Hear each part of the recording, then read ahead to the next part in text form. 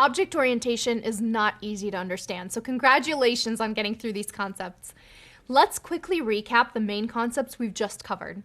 We've learned that in an object-oriented language like Python, real-world concepts are represented by classes.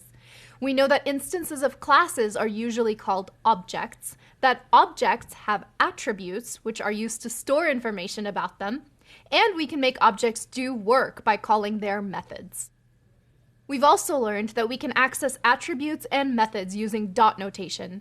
We then dove into how objects can be organized by inheritance, and how they can be contained inside each other using composition. Wow, that really is a lot of new stuff. Congratulations on sticking with it. Objects are a great way for programmers to model real-world concepts. They let us have functions that work on specific things, like reading a file, setting the subject for an email, calculating the size of a repository of packages, and so on. Isn't it cool to see how all of this is coming together? As a sysadmin, the objects I deal with the most represent individual users and their accounts. I use them to group lots of different properties that help me turn abstract code into tangible interactions. I also use objects in my code to group functions based on the data they act upon.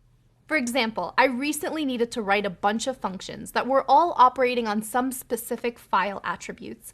So I used a class to group all those functions, making my code clearer and more reusable.